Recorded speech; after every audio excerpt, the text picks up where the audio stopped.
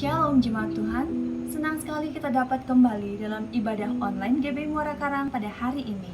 Sebelum kita memuji dan menyembah Tuhan, kita akan sama-sama menyaksikan Church News pada minggu ini. Selamat menyaksikan.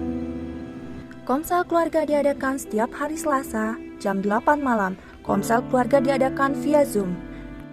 Ibadah WBI diadakan setiap hari Kamis pukul 11 siang. Ibadah WBI diadakan via Zoom dan akan dilayani oleh Pendeta Rita Arifin. Doa Fajar diadakan setiap hari Sabtu pukul 6 pagi. Doa Fajar minggu ini akan dilayani oleh Pendeta Suryadi Sunarko.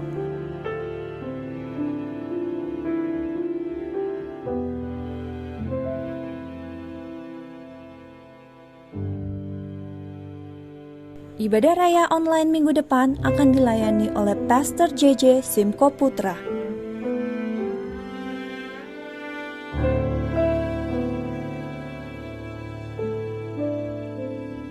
Ibadah-ibadah online GBI Muara Karang dapat diakses melalui website gbimk.org atau melalui direct links di bawah ini. Demikianlah weekly news pada hari ini. Selamat hari Minggu, tetap sehat, Tuhan Yesus memberkati. Haleluya, shalom saudara. Saya percaya setiap kita bersuka cita dalam hadirat Tuhan. Amin. Mari kita mau memuji Tuhan sebab kita tahu Allah kita adalah Allah yang berkasa. Amin. Tepuk tangan sama-sama saudara. Haleluya. Saat ini kami datang di bait-Mu Tuhan. Kami bawa hidup kami bawa pujian penyembahan kami di hadapan-Mu Tuhan. Katakan, bukan dengan kuat gagahku, namun karena kasih-Mu, amin. Kau yang menebus naf jiwaku, lewati badai, tak ku ragu, karena Kau tinggal dalamku. Dengan imanku ku berseru, Kaulah Raja, Allah perkasa, surga bumi pun menyembah. Setiap firman-Mu terangi jalanku. Katakan, Kaulah Tuhan Allah, Kaulah Raja, Allah perkasa, oh surga bumi pun menyembah. Setiap firman-Mu terangi jalanku. Katakan, Kaulah Tuhan Allah yang perkasa.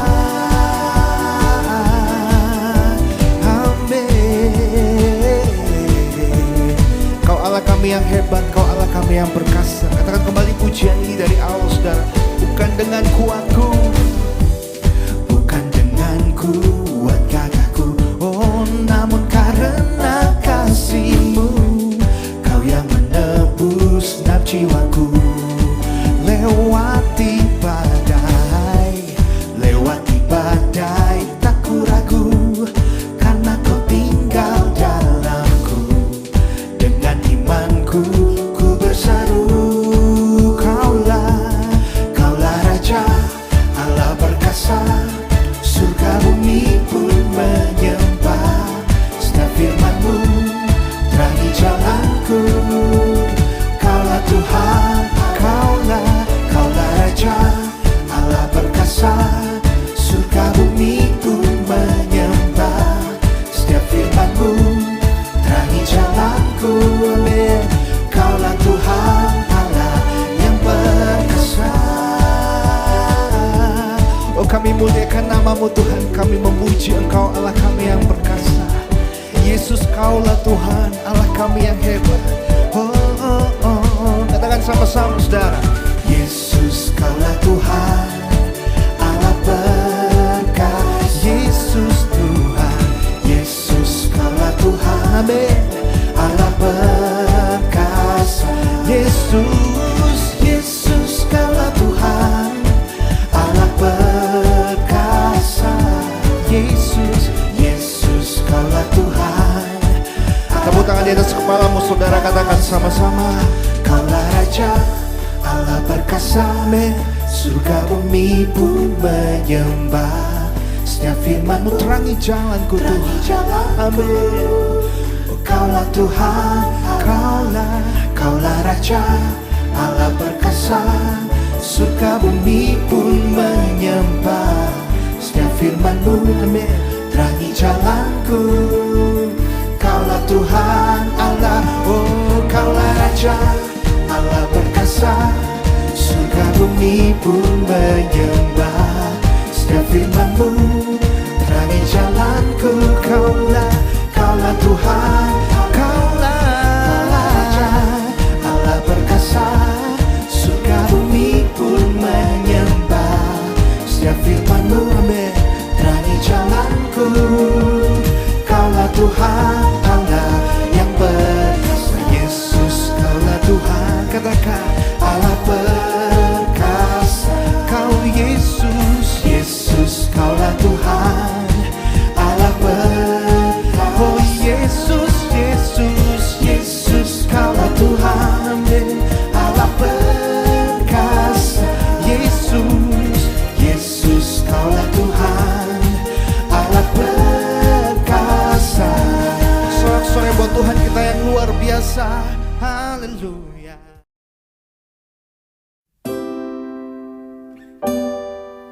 Saat ini Tuhan, kami siapkan hati kami untuk mendengar firman-Mu Tuhan. Dan kami tahu Kaulah Bapa kami yang terbaik bagi setiap kami, yang selalu membimbing kami dan memberkati setiap kami.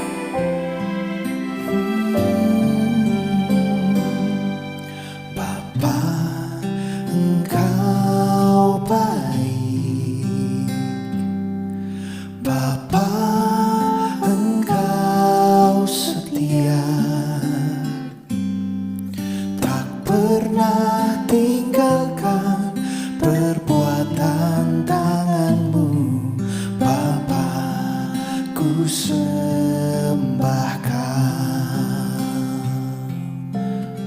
Panggil dia Bapa, Engkau baik.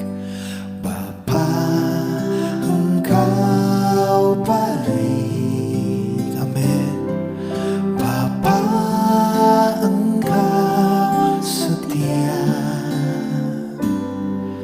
tak pernah tinggalkan perbuatan tangan-Mu. Bapa, ku sembahkan.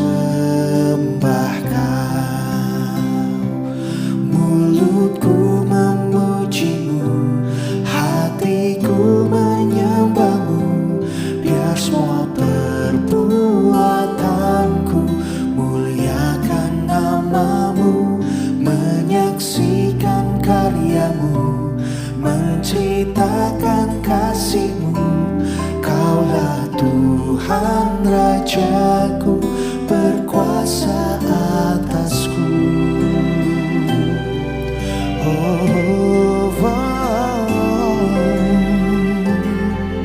Katakan kembali Bapa. Bapa, Engkau baik. Oh Bapa, Bapa, Engkau setia. Amin. Tak pernah tinggalkan perbuatan tangan-Mu. Bapa, ku sembahkan.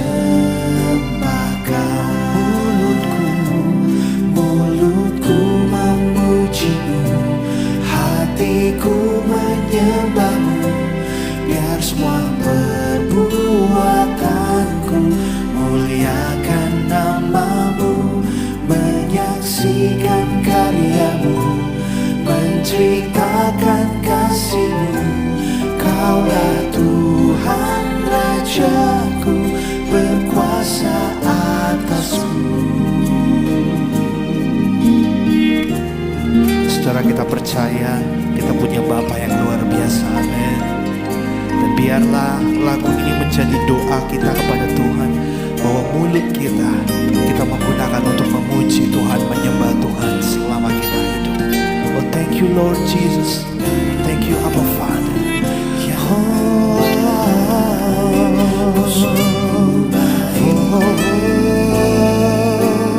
Mulutku memuji-Mu, hatiku menyembah-Mu, biar semua perbuatanku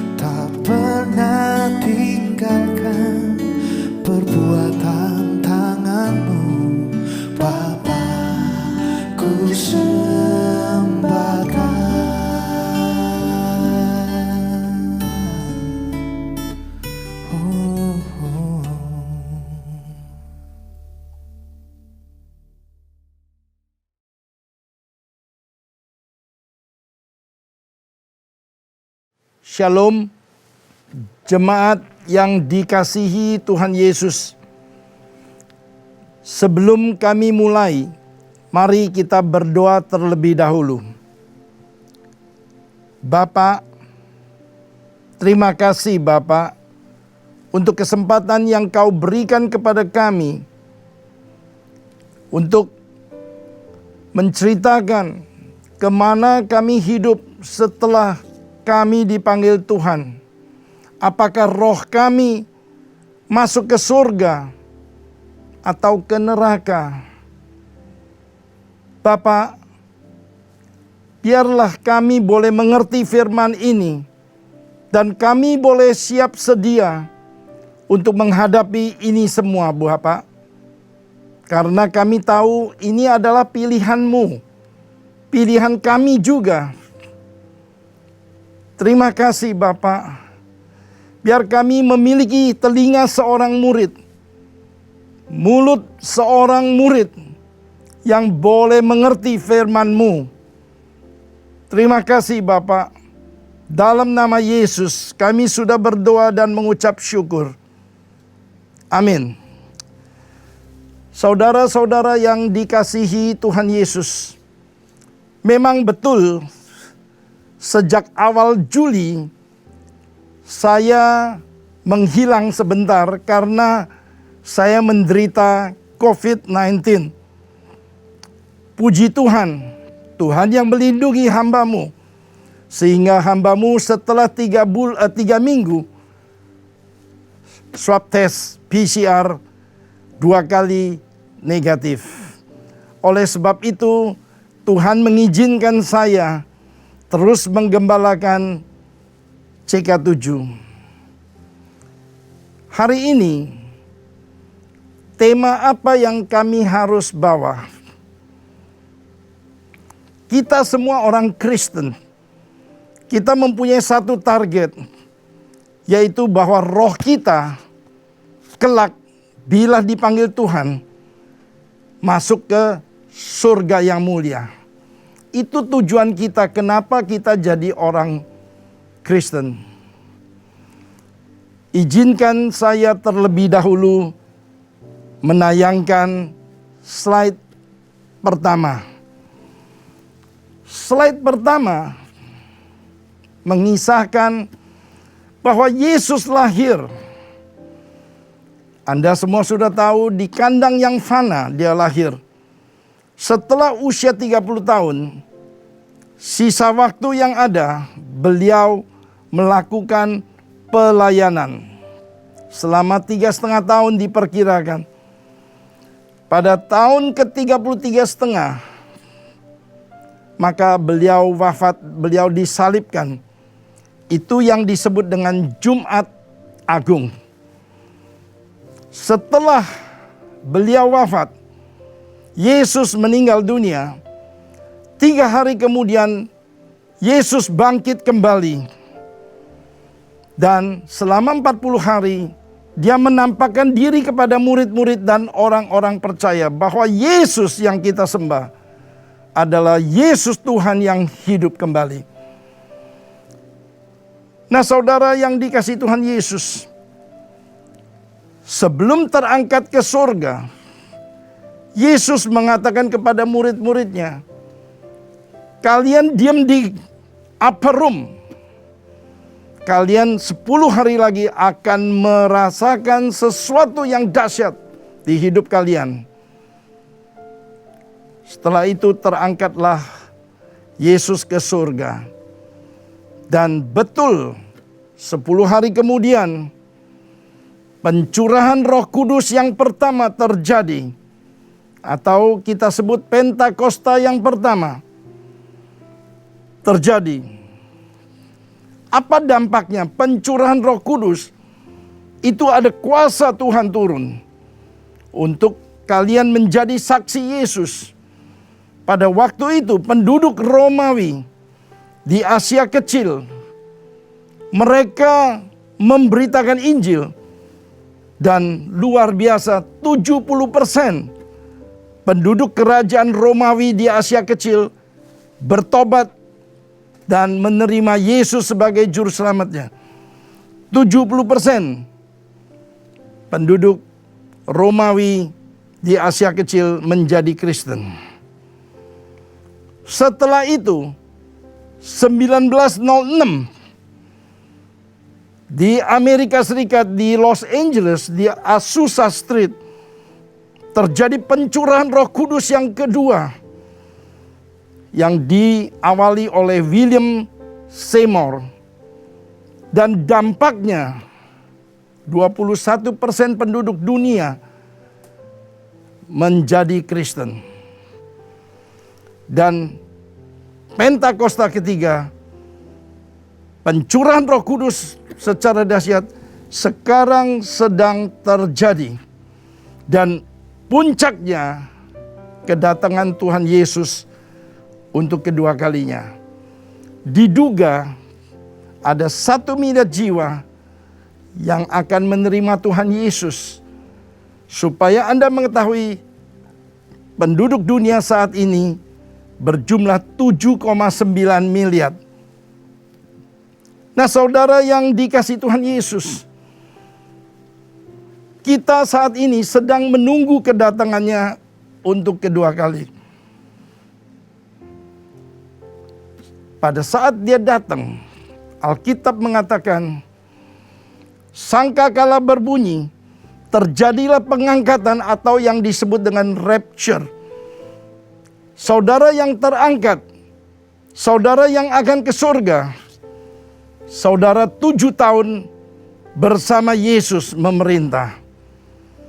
Saudara yang tidak terangkat, saudara akan mengalami 3,5 tahun masa antikristus dan 3,5 tahun lagi masa antikristus di mana gereja sudah tidak ada dan penganiayaan akan terjadi. Setelah 7 tahun, bangsa Israel menjerit, Yesus, Yesus, kita perlu bantuan kamu. Makanya Yesus yang di udara bersama kita akan turun ke bumi, menginjak di Bukit Zaitun. Lalu membunuh semua masa antikristus. Itulah yang disebut Perang Harmagedon. Kemudian terjadilah 1000 tahun damai. Dan Tuhan mengirimkan Yerusalem yang baru. Nah, saudara yang dikasihi Tuhan Yesus, sebagai orang Kristen, kita percaya roh kita kelak akan masuk ke surga. Tetapi apakah begitu gampang masuk ke surga? Jawabannya no. Nomor 1 syarat masuk ke surga, saudara harus memiliki iman mau masuk ke surga. Saudara bisa baca di Efesus 2 ayat 8 sampai 10. Saya bacakan.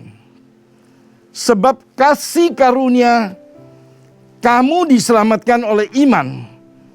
Itu bukan hasil usahamu, tetapi pemberian Allah. Itu bukan hasil pekerjaanmu. Oleh sebab itu jangan ada orang yang bermegah diri. Nah, saudara-saudara yang dikasihi Tuhan Yesus, nomor 1, kalian harus memiliki iman untuk masuk ke surga. Kalau kalian tidak memiliki iman, maka gugurlah. Oleh sebab itu kita harus memiliki iman masuk ke surga kelak. Roh kita, seperti saudara ketahui, manusia terdiri dari roh, tubuh, dan jiwa. Tubuh dan jiwa itulah jenazah. Roh kita, waktu kita menghembuskan nafas terakhir, roh kita meninggalkan kita dan pergi cuma 2 tempat, ke surga atau ke neraka. Nah, saudara, kita lagi sedang berbicara mengenai masuk ke surga. 1, iman kamu harus memiliki iman masuk ke surga. 2, Anda harus pelaku firman. Hanya pelaku firman yang bisa masuk ke surga. Nah saudara, kita baca sama-sama Matius 7 ayat 21 sampai 23. Saya bacakan. Bukan setiap orang yang berseru kepadaku, Tuhan, Tuhan, akan masuk dalam kerajaan surga. Melainkan dia yang melakukan kehendak Bapa-Ku yang di surga. Nah saudara yang dikasih Tuhan Yesus, makanya hanya pelaku firman yang bisa masuk ke surga. Saudara harus melakukan apa yang ada di Alkitab. Gampang, susah sekali. Tetapi kalau Anda berusaha, Anda pasti bisa.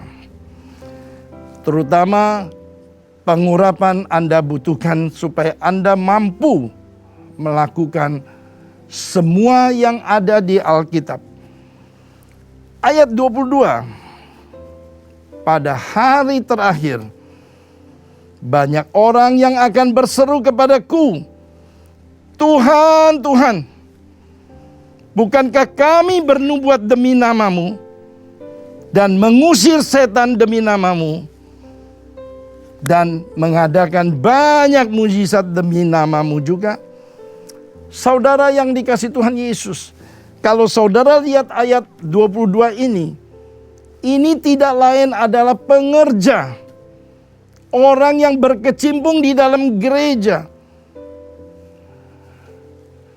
Saudara mesti hati-hati. Ayat 23 berbunyi, pada waktu itulah Yesus akan berterus terang kepada mereka dan berkata, Aku tidak pernah mengenal kamu. Nyahlah daripadaku, kamu sekalian pembuat kejahatan. Saudara kalau ketemu ayat ini, saudara mengeri. Ternyata Yesus bilang, nyahlah karena aku tidak mengenal kamu. Nah saudara yang dikasihi Tuhan Yesus, ingat iblis bisa menyaru jadi pengerja. Firman-Nya berkata di 2 Korintus 11 ayat ke-14, hal itu tidak usah mengherankan, sebab iblis pun menyamar sebagai malaikat terang. Hati-hati pengerja-pengerja di gereja. Apakah kamu adalah iblis terang? Apakah kamu mau melakukan firman Tuhan? Introspeksi diri sendiri. Apakah kita titipan iblis dalam hal ini? Nah saudara-saudara yang dikasihi Tuhan Yesus, jadi yang kedua, saudara harus melakukan firman Tuhan. Apa yang tertera di Alkitab, saudara harus lakukan. Enak? Tidak enak. Jawabannya, tetapi kalau Anda berusaha, pasti Anda bisa. Dengan pertolongan pengurapan Roh Kudus. Nah saudara yang dikasihi Tuhan Yesus, syarat ketiga masuk ke surga. Yang pertama adalah saudara harus beriman. Yang kedua saudara harus pelaku firman. Dan yang ketiga, intim dengan Tuhan Yesus. Saudara kalau lihat tadi Matius 7 ayat 23 berbunyi, pada waktu itulah aku akan berterus terang kepada mereka dan berkata, Aku tidak pernah mengenal kamu. Nyala pembuat kejahatan. Oleh sebab itu, saudara harus dikenal sama Tuhan. Seperti saya mengenal Jokowi, tetapi apakah Jokowi mengenal saya? Tidak sama sekali. Untuk saya mengenal Jokowi, maka saya harus menampilkan diri lebih sering di era Jokowi. Jadi pada waktu makan saya memperkenalkan diri dan lain-lain. Demikian juga Tuhan. Saudara bisa intim dengan Tuhan, yaitu CK7. Sudah gereja CK7 sudah mempunyai fasilitas buat kalian semua. Karena satu-satunya gereja CK7 hanya memikirkan rohani Anda. Oleh sebab itu, mereka mau mengeluarkan uang 150 juta per bulan hanya untuk fasilitas intim dengan engkau. Melalui doa fajar, melalui menara doa. Bukan sedikit yang dikeluarkan, saudara-saudara yang dikasihi Tuhan Yesus. Melalui doa fajar setiap pagi, kalian menyanyi, memuji, menyembah Tuhan, berdoa, dengar firman, kalian intim dengan Dia. Menara doa sore jam 3 sampai jam 9. Itu kesempatan Anda untuk memuji, menyembah Dia. Mau setengah jam, mau 1 jam, mau 2 jam, mau 5 jam juga boleh. Nah, saudara yang dikasihi Tuhan Yesus, sekarang kita lihat, mengapa doa fajar harus gitu pagi? Saya nggak bisa bangun. Alkitab tulis, Markus 1 ayat 35 tulis, pagi-pagi benar, waktu hari masih gelap, Yesus bangun dan pergi keluar. Ia pergi ke tempat yang sunyi dan berdoa di sana. Saudara-saudara yang dikasihi Tuhan Yesus, bukankah ini adalah doa fajar? Pagi-pagi benar, hari masih gelap. Kalau hari sudah terang, di sini tidak mention mengenai hari jam 7, jam 6, nggak bisa. Hari masih gelap, Alkitab tulisnya. Artinya matahari sebelum keluar, jam 5 saja sudah ada matahari, kadang-kadang sudah mulai terang. Di sini dikatakan hari masih gelap. Makanya kita pilih jam 4.40. Nah, mengerti saudara perbedaannya? Jam 4.40 sama jam 6 beda sama sekali. Alkitab menulisnya hari masih gelap. Kalau hari sudah terang, saya lebih senang hari masih terang. Tetapi Alkitab begitu. Makanya gereja CK7, to be or not to be, ia mengikuti Alkitab atau tidak usah mengikuti Alkitab sama sekali. Nah saudara, apa sih keuntungannya lagi? Di Yesaya 50 ayat 4b berkata, setiap pagi, bukan setiap siang, setiap sore, setiap pagi, Yesus mempertajam pendengaranmu untuk mendengar seperti seorang murid. Saudara yang dikasihi Tuhan Yesus, kalau konteksnya itu Yesaya 50 ayat 4b, setiap hari ia mempertajam pendengaranku, maka langsung saya doa fajar tidak lakukan. Tetapi karena ini tulis setiap pagi, maka saya lakukan sesuai Alkitab. Nah saudara boleh melihat ada doa fajar, ada menara doa. Lalu saudara, ayat ketiga, pertama adalah harus Anda beriman. Kedua, harus melakukan firman Tuhan. Ketiga, harus intim dengan Tuhan Yesus. Ada tokoh yang sangat intim dengan Tuhan Yesus, yaitu Maria. Saudara buka Lukas 10 ayat 38 sampai 42. Saya bacakan Lukas 10 ayat 38. Ketika Yesus dan murid-muridnya dalam perjalanan tibalah ia di sebuah kampung. Seorang perempuan yang bernama Marta menerima dia di rumahnya. Ayat 39, perempuan itu mempunyai seorang saudara yang bernama Maria. Maria ini duduk dekat kaki Tuhan dan terus mendengarkan perkataannya.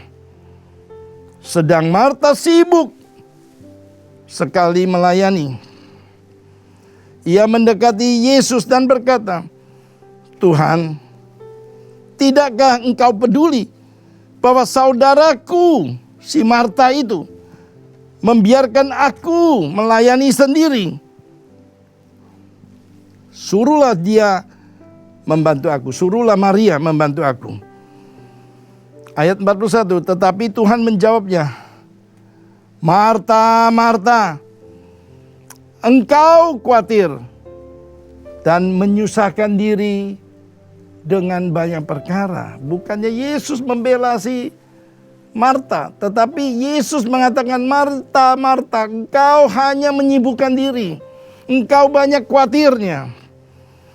Lalu ayat 42, tetapi hanya satu yang perlu. Maria yang telah memilih bagian yang terbaik, yang tidak akan diambil daripadanya.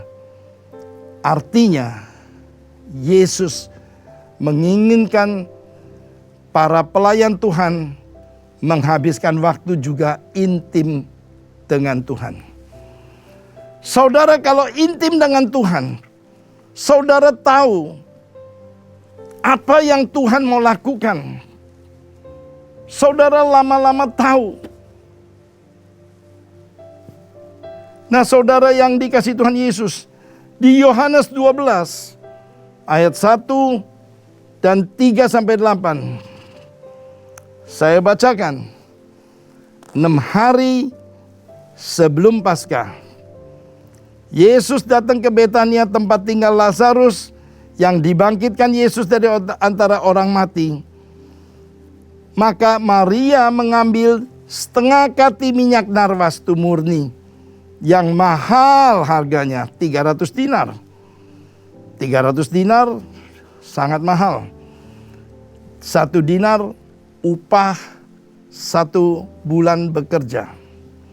Jadi 300 dinar, Anda bayangkan hampir 1 tahun bekerja. Hampir 1 tahun bekerja.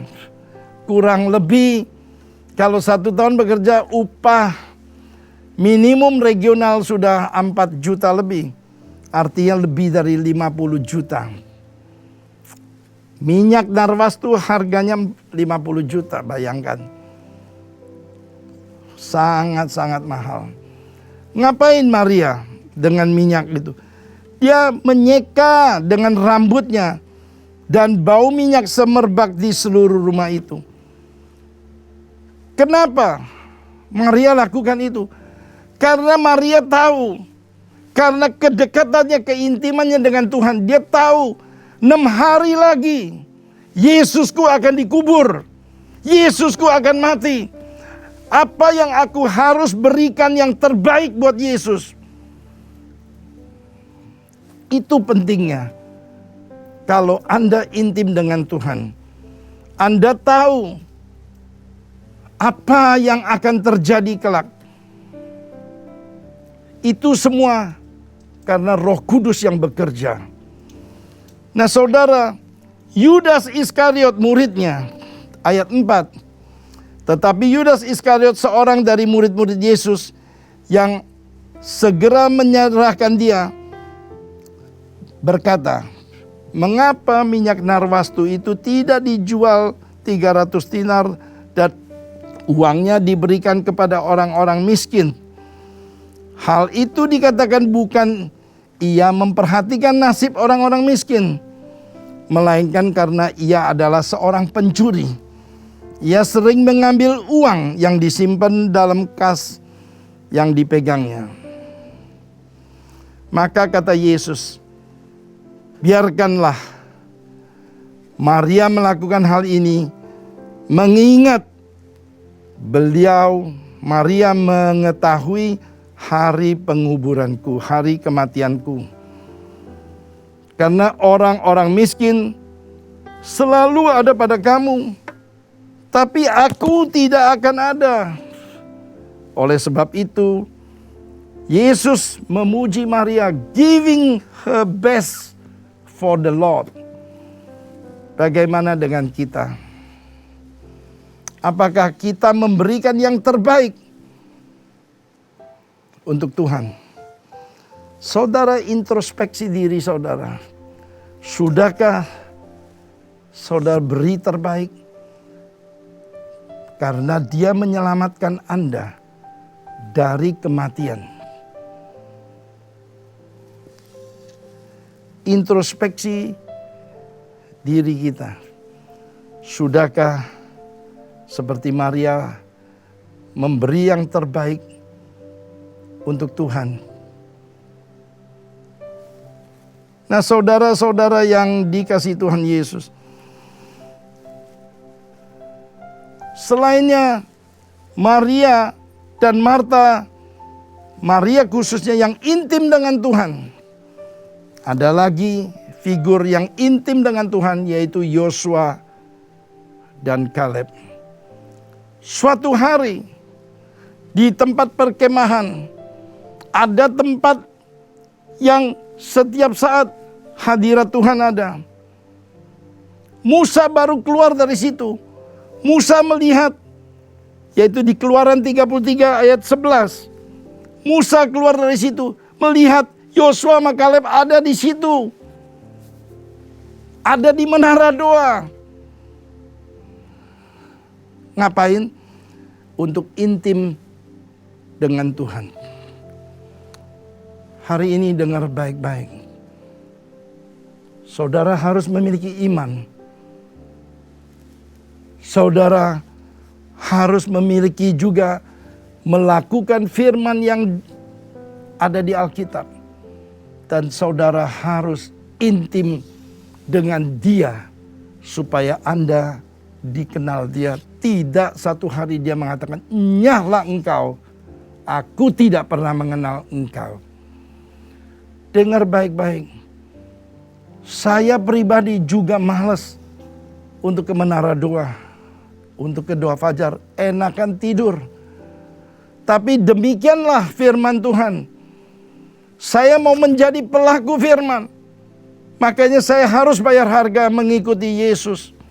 Karena saya merindukan roh saya, kalau satu hari terjadi apa-apa, roh saya ke surga bukan ke neraka. Anda kelihatannya ketawa mendengar ini. Anda mengecek, buat apa Anda menjadi orang Kristen? Bukankah Anda menjadi orang Kristen supaya kalau satu hari terjadi apa-apa, rohmu pasti masuk ke surga, bukan neraka. Saudara yang dikasihi Tuhan Yesus, saya mengatakan ini karena saya mengasihi kalian. Baru saya mengatakan, saya bisa menceritakan yang lain yang enak-enak. Tetapi inilah kebenaran firman Tuhan yang harus pembicara memberitakannya. Memberitakan yang enak-enak gampang. Memberitakan yang tidak enak, yang benar-benar firman Tuhan, nggak gampang saudara. Banyak yang mau memberitakan yang enak-enak saja. Kalau tidak enak, nanti jemaat pada kabur. Hari ini, saya hanya ingin memberitakan kebenaran firman Tuhan. Begitulah firman-Nya di Alkitab, maka itu juga yang saya akan beritakan. Nah, saudara yang dikasihi Tuhan Yesus, yang keempat, setelah beriman, melakukan kehendak Dia, pelaku firman, intim dengan Tuhan, dan yang keempat, melakukan kehendak-Nya di zaman ini, bukan zaman itu. Di zaman ini. Apa yang harus Anda lakukan di zaman ini tidak lain adalah pencurahan Roh Kudus besar-besaran, yaitu Pentakosta ketiga. Banyak orang yang tidak mengerti pencurahan Roh Kudus atau tidak mau mengakui Pentakosta ketiga. Tetapi Yesus berkata kepada mereka, para nabi-nabi yang intim dengan Tuhan, bahwa kedatangan Yesus sudah di ambang pintu. Maka 3 hal harus terjadi, yaitu yang tercatat di kitab Yoel 2:28 sampai 31. Kitab Yoel 2 bilang ada goncangan yang akan terjadi. Semua pemuda, saya akan curahkan Rohku besar-besaran, pencurahan Roh Kudus besar-besaran. Dan kedua, yaitu 3 generasi akan dipakai Tuhan. Dan ketiga adalah goncangan-goncangan akan terjadi.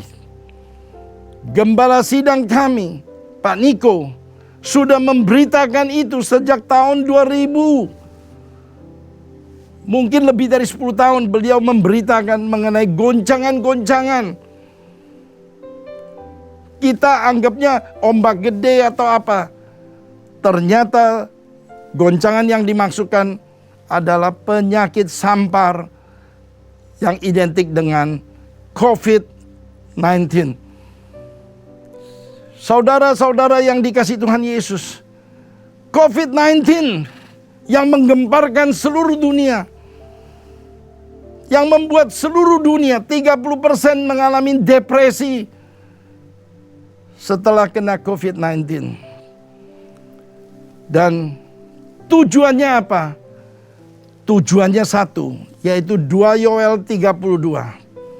Siapa yang berseru kepada Tuhan Yesus akan diselamatkan. Penuaian jiwa akan terjadi. Maka amanat agung baru selesai pada saat itu.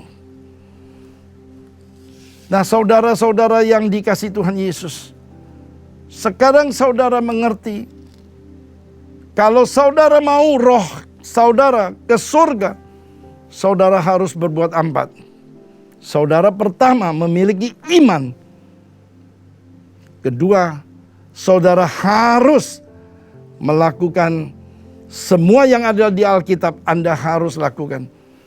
Gampang? No. Oleh sebab itu Anda butuh pengurapan dari Roh Kudus supaya Anda mampu melakukan. Ketiga, saudara harus intim dengan Tuhan. Luangkan waktu Anda untuk intim dengan Tuhan. Kalau saudara bisa sendiri intim dengan Tuhan, syukur.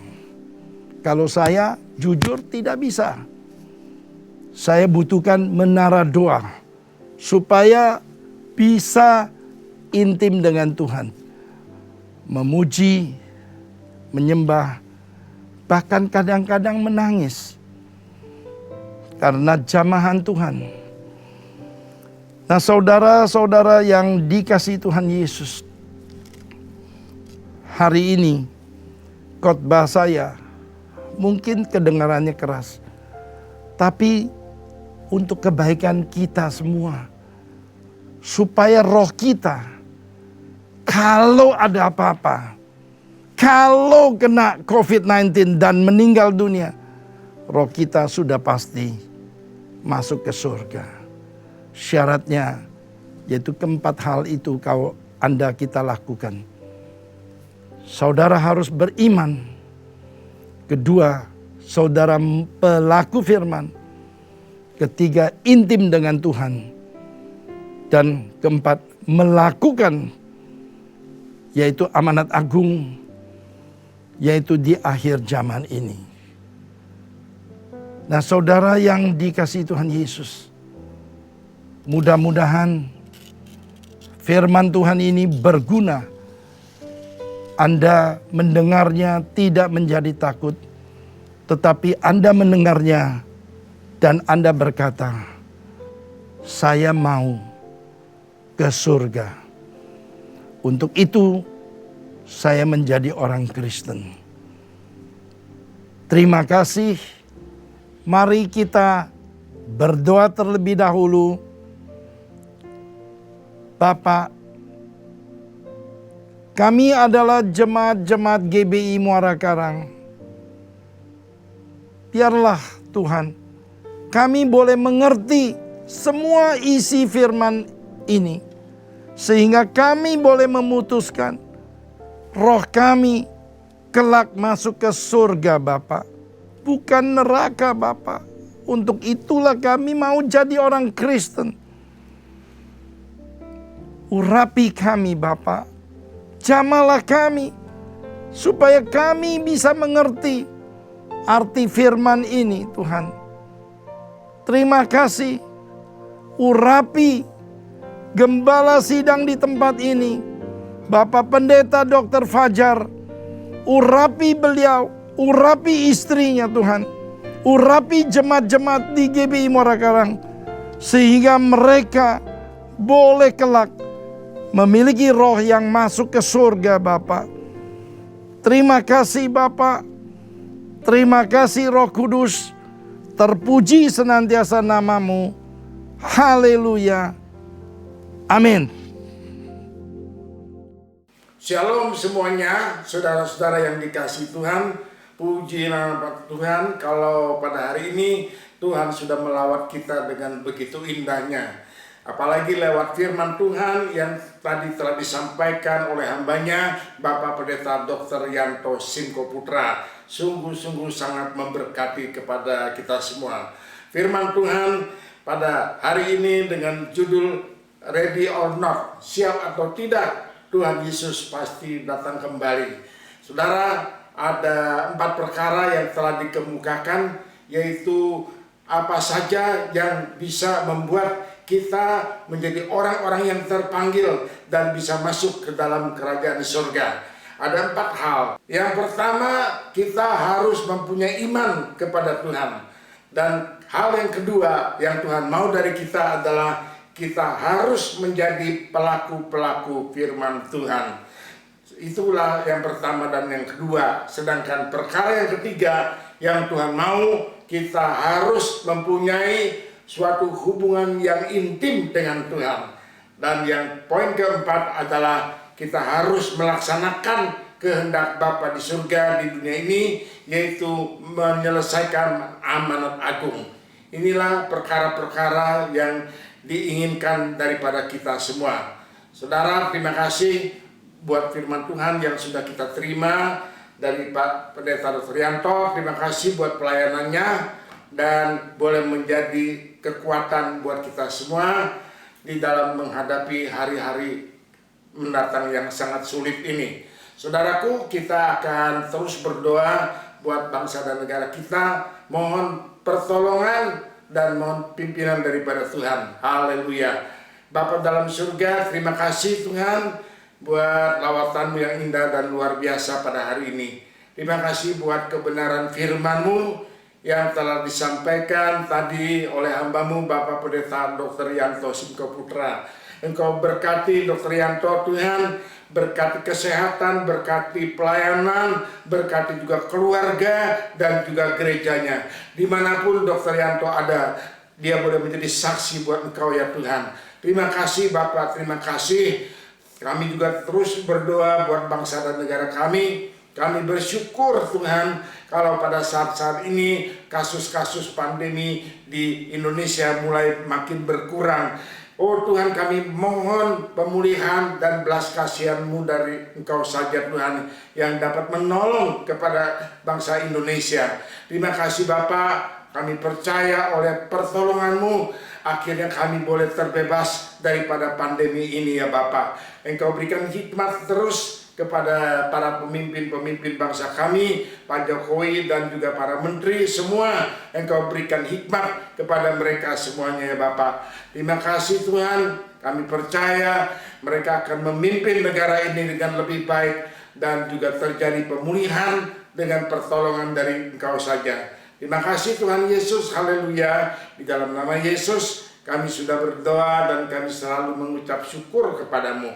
Saudara-saudara, marilah kita mau mengangkat kedua tangan kita untuk menerima berkat yang indah dari Allah Bapa kita di surga, kasih-Nya dan kesetiaannya dari putranya yang tunggal, yaitu Tuhan Yesus Kristus, dan kekuatan Roh-Nya yang Maha Kudus akan terus-menerus menyertai saudara dan saya mulai saat ini sampai Tuhan Yesus datang kembali. Di dalam nama Yesus kami sudah berdoa dan kami selalu mengucap syukur kepadamu. Mari kita yang percaya dan yang selalu ditolong dan diberkati oleh Tuhan, kita mau katakan sama-sama, amin. Tuhan Yesus memberkati.